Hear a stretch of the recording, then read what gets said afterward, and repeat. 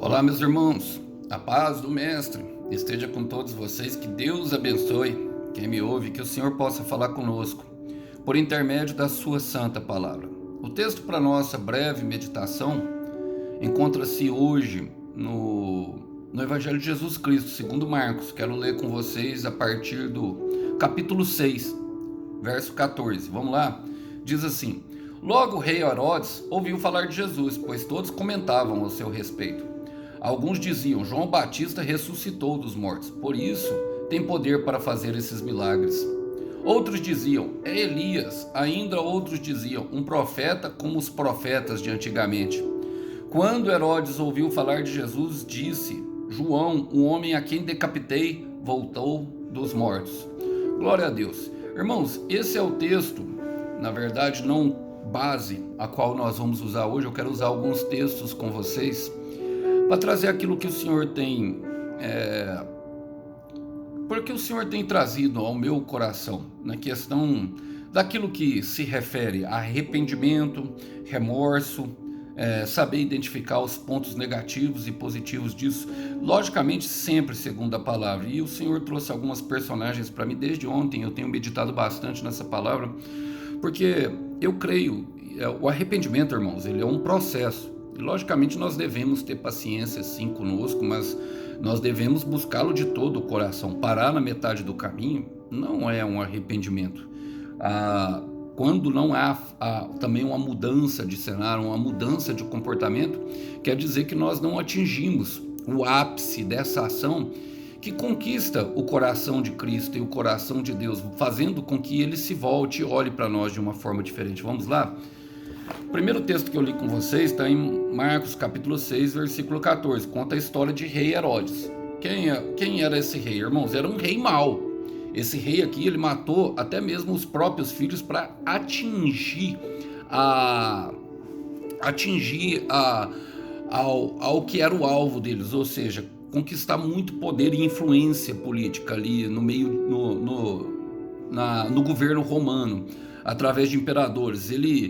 Ele fazia bastante politicagem, a história conta, mudava de um lado para o outro, tentando bajular um, às vezes acusando outros injustamente, e nesse meio tempo ele acusou até os próprios irmãos. Se casou com a mulher do irmão, Herodias, uma esposa, e aqui fala muito já na questão do casamento. Quando nós casamos de forma ruim, nós colhemos o fruto disso, não é verdade? Ela era uma mulher má, que mandou decapitar justamente essa parte que eu li. Mandou a sua filha dançou durante uma festa ao rei Herodes. O rei Herodes, num momento de alegria, prometeu dar-lhe até a metade do reino, e ela pede, com a influência de uma mãe que não perdoou, que queria se vingar, porque o João Batista tinha pregado justamente contra esse casamento, que era um casamento que Deus permitiu, mas que não agradava a Deus. Era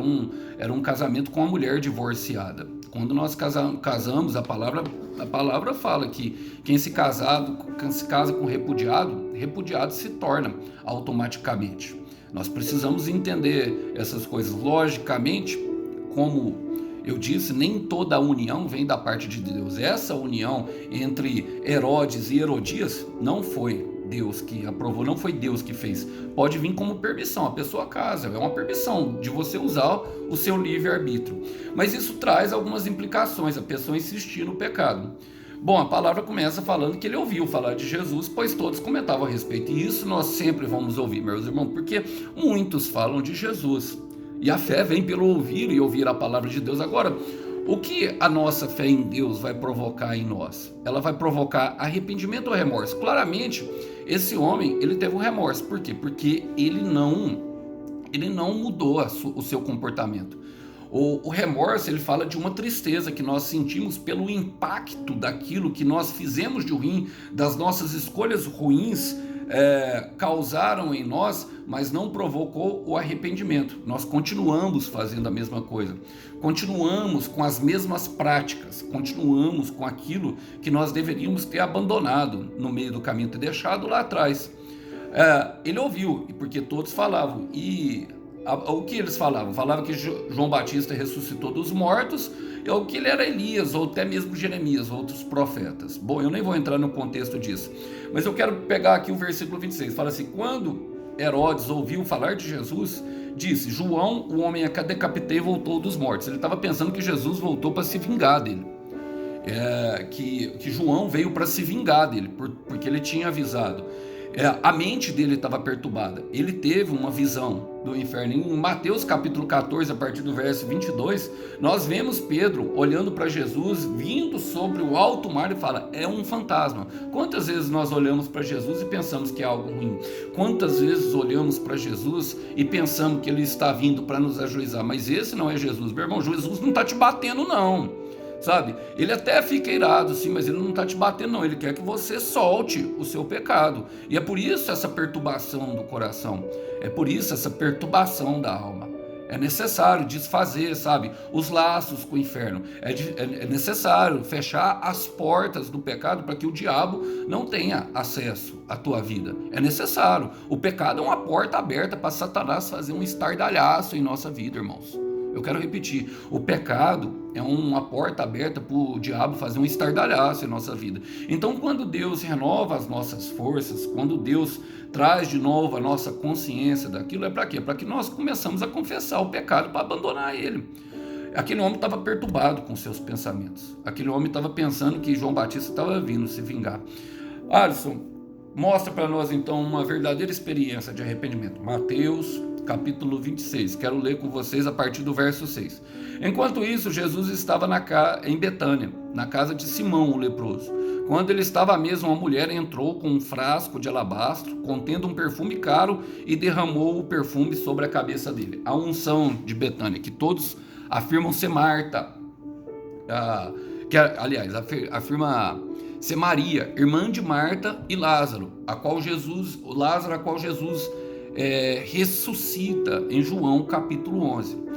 A palavra fala que essa mulher chegou e derramou um perfume caro. A gente percebe, lógico, uma condição no comportamento dela na questão do arrependimento, porque ela entregou o melhor para Jesus. Então eu quero te dizer, meu irmão, entregue sempre o melhor para Jesus.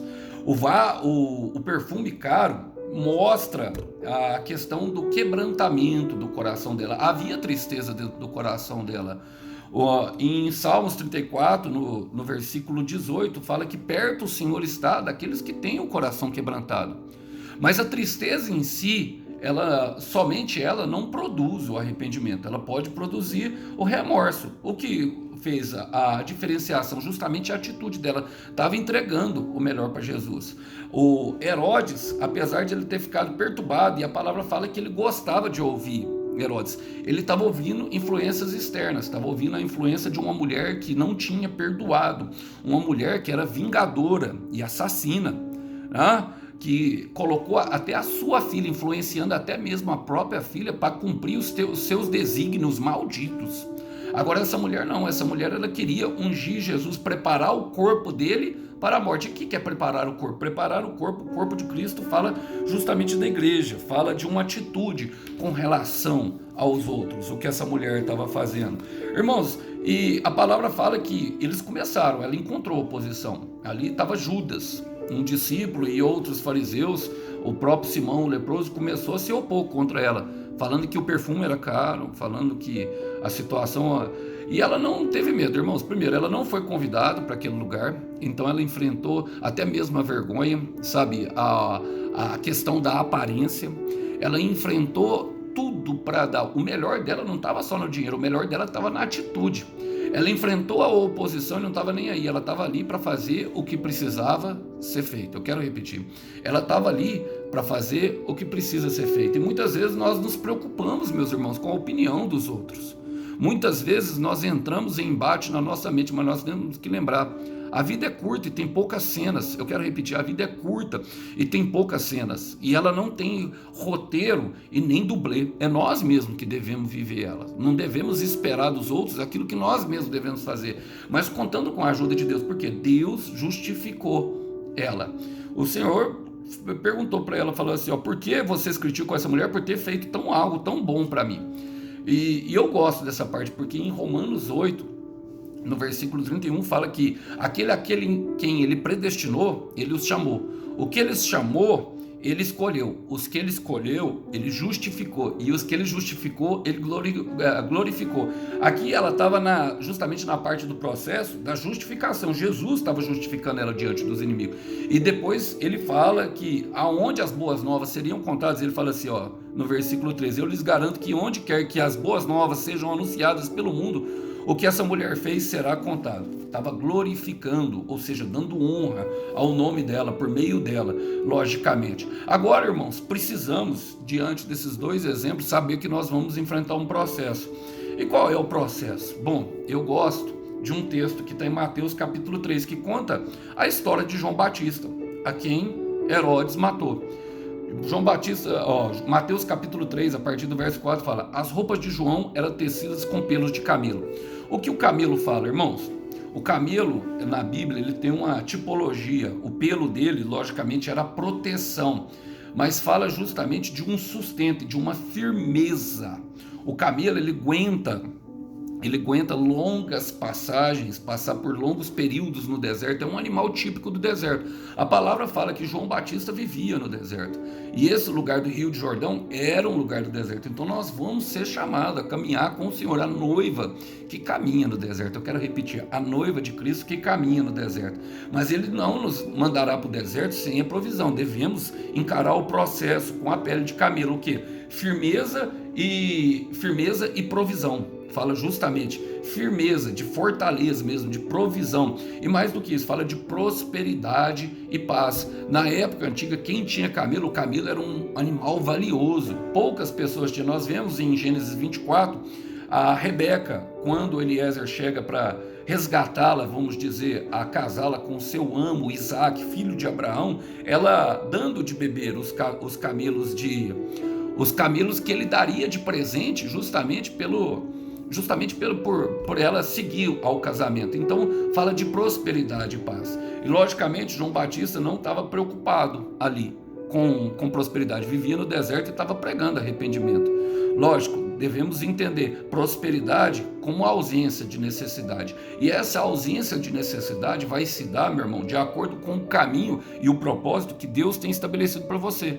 A uns ele vai dar mais, a outros ele vai dar menos. E é de acordo, mas em tudo você não terá, eu tenho plena convicção, necessidade no caminho, desde que você entregue a sua vida ao Senhor. E a paz no coração, que excede todo entendimento, guardará. Ele fala, e ele usava um cinto de couro. O cinto de couro fala justamente de uma autoridade, uma firmeza na verdade. Paulo fala em Efésios 6:12, o cinturão da verdade. É a verdade estabelecida pelo Evangelho. O cinto de couro era usado para demarcar justamente autoridades, pessoas que tinham autoridade e desempenhar a uma função designada pelo céu. É isso que o Senhor está falando para nós. Fala que ele se alimentava de gafanhotos e mel silvestre. O gafanhoto, meus irmãos, quando ele ia comer, ele tem uma tipologia. Eles arrancavam a cabeça. Por quê? Aqui fala da renovação da nossa mente, fala daquilo que nós temos que fazer para caminhar no deserto, não caminhar segundo os nossos pensamentos. Lembrando que os pensamentos de Deus são os que trazem paz para a nossa vida. Se eu não me engano, em 1 Coríntios, capítulo 2, versículo 16, fala que nós temos a mente de Cristo. Quando arranca a cabeça do gafanhoto, ele se alimenta, está falando que está se alimentando da mente de Cristo. E mel silvestre, o mel era um alimento completo. Jonatas, em algum momento que ele estava lutando ali justamente com os filisteus, o pai dele, o Saul, num jejum insano, querendo alcançar a graça do Senhor por meio do legalismo, fala para todo o exército jejuar e orar ao Senhor, porque o Senhor daria vitória para ele, o que não aconteceu, porque o Senhor, nada que nós façamos para o Senhor pode obrigá-lo a conceder a sua graça. A graça ainda é um favor imerecido, a graça ainda é um favor que nós não merecemos. E Jonatas, vendo a insanidade do pai, resolve pegar um favo de mel ali. A palavra fala que os olhos dele aclararam, porque o mel é um alimento completo e trouxe força. E ele, sozinho ali, com a ajuda do seu escudeiro, conseguiu conquistar a vitória. Eu não me lembro a referência, mas existe essa passagem na palavra. E o mel silvestre traz justamente essa tipologia de um alimento completo. Fala tanto o mel como o gafanhoto, fala de alimentar do mel para que nós renovemos a nossa mente. A palavra continua falando, gente que de toda a Judéia e de todo o Vale do Jordão vinha até ele. Quando confessavam os seus pecados, ele batizava no Rio Jordão. Então Deus sempre levanta um maluco no meio do deserto. E essa é a voz que clama do deserto, que clama solitário. Ele estava lá sozinho, meus irmãos, mas clamava no deserto, no Rio Jordão. E o que o Jordão representa, Armas? O Jordão representa um encontro com Deus. A etimologia da palavra do Jordão fala aquele que desce. Ou seja, aquele que se humilha perante o Senhor. A confissão de pecados, irmão, ela é uma humilhação, é muito difícil. Os irmãos, muitas pessoas não querem, muitas pessoas sentem vergonha, mas Deus, ele não nos envergonha, ele nos constrange. Por quê? Porque o pecado ainda é uma porta aberta para Satanás trabalhar na nossa vida. E esse é o amor de Deus. Quando ele fala em Malaquias 1:2, com amor leal eu te amei, e você pergunta como nós te amamos, é justamente nos levando a um deserto, obrigando-nos, às vezes, confessar os nossos pecados. Nós não queremos confessar, mas nós nos vemos obrigados. Por quê? Porque não tem como Deus trabalhar na nossa vida, irmãos, não tem como crer nas boas novas sem antes o arrependimento dos pecados. E o Jordão fala disso, porque a primeira vez que o Jordão é regressado é justamente quando Josué está ali, que Deus dá novamente para ele a mesma passagem e confirma a autoridade sobre Josué. Ele abre o Rio Jordão e o povo passa em terra seca, ou seja, representa uma passagem no deserto. E depois Naamã é limpo, mergulhando 7 vezes no pecado, mergulhando no Rio Jordão. E depois o Jesus Cristo é batizado, ou seja, libertação, representa justamente a confissão de Naamã, mergulhando 7 vezes depois que Eliseu manda ele ir e se mergulhar 7 vezes, e um encontro com Deus, que é Jesus batizando por meio do batismo, batizando ali é um encontro com o Pai, com o Filho e com o Espírito Santo. Mas nós precisamos também compreender que se nós nos recusarmos a fazer isso, haverá, irmãos, haverá uma consequência, haverá algo que não é legal de enfrentar. Eu quero ler com vocês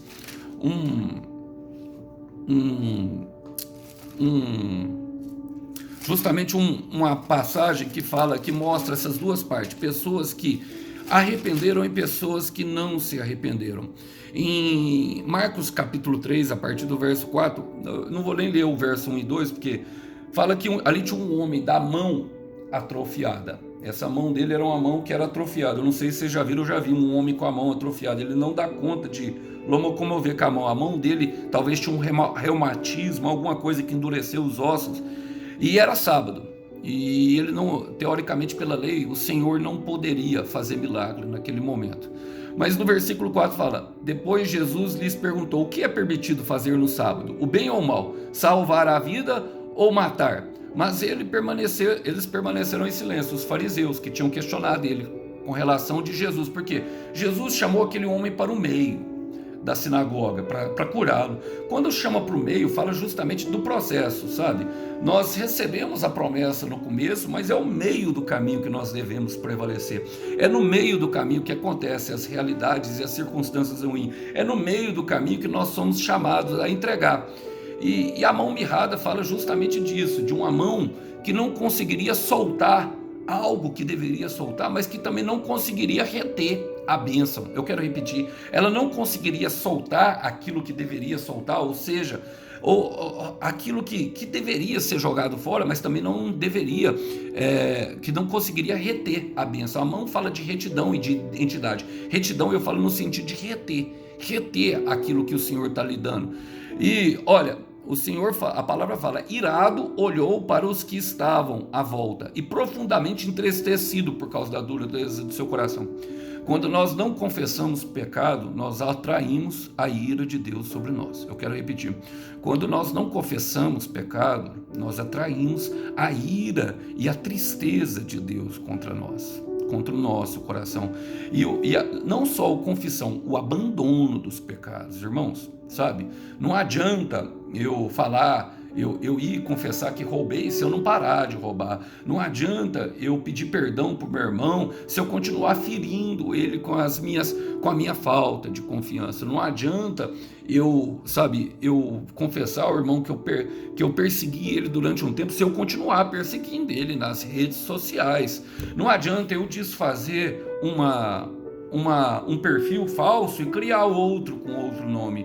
Não adianta, eu falar que Deus tem um casamento bom para mim, sendo que eu continuo saindo com outras pessoas, porque eu não estou suportando chegar o tempo. Então é necessário abandonar. E olha, fala assim, ele estendeu a mão e foi restaurado. Por quê? É a intenção de Deus restaurar o coração, restaurar a mão. Para quê? Para que você tenha a identidade completamente restaurada. Aquilo ali fala de uma libertação dos pecados. Em Atos 10:39, fala que Jesus Cristo veio para desfazer a obra das trevas, irmão. Tudo de ruim que tem conosco tem um fundo espiritual arquitetado por Satanás e seus demônios. Então nós precisamos entender essa situação, meus irmãos, e nos dispor diligentemente a fazer o que a palavra manda nós fazermos. E é dessa forma que nós demonstramos obediência a Deus. Eu quero até ler com vocês um versículo, porque quando é assim que nós declaramos, quando Paulo, em Atos 26, ele está ali pregando para o rei Agripa e o governador Festo, olha só a declaração que ele dá. Ele fala assim, no versículo 20: preguei em primeiro lugar aos que estavam em Damasco, depois os que estavam em Jerusalém e toda a Judéia, e também aos gentios, dizendo que se arrependessem e voltassem para Deus, praticando obras que mostrassem o seu arrependimento. Eu quero repetir, praticando obras que demonstrassem ao seu arrependimento. Que obras são essas, Ars? Efésios 2:10, aquela que ele preparou, que nós andássemos de antemão. É pela prática de boas obras que nós demonstramos arrependimentos, irmãos. Então, entre o arrependimento e o remorso há uma linha bem tênue. Logicamente, tem pessoas que estão no meio do processo, que não se arrependeram completamente, mas que vão chegar lá. E é necessário que se dê um passo de cada vez, mas não é necessário que não se pare com esses passos, que continue dando ele até alcançar a atitude do varão perfeito. Eu quero dizer para você, meus irmãos, que tudo que está acontecendo é justamente nesse deserto para te levar ao arrependimento, para que nós possamos fechar todas as arestas que Satanás entra. Eu quero terminar com Romanos 8, versículo 28, que diz que todas as coisas cooperam para o bem daqueles que amam a Deus. E muitas vezes, e é segundo o seu propósito é o propósito dele. Nós precisamos compreender, porque muitas coisas ruins nos acontecem e nós não entendemos. São portas que se fecham, pessoas que vão embora. Por exemplo, tem Herodias na nossa vida, né? Algumas mães, algumas esposas que não deveriam estar lá, que foram união, que não foram, que Deus tinha propósito conosco, que Deus separa pessoas. São portas que se fecham, são portas que não vão se abrir novamente, outras portas vão se abrir, mas em todas essas coisas está te cooperando para que você se torne aquilo que você realmente nasceu para ser. Nós nascemos para um propósito, para que você alcance lugares altos, para que alcance justamente a plenitude de vida em Cristo. Então o Senhor está cuidando de tudo. Acalma o coração, porque Ele tem, no final de tudo, uma recompensa para o teu sacrifício. Gostaria de deixar essa mensagem com os irmãos. Até uma próxima mensagem. Tchau, tchau!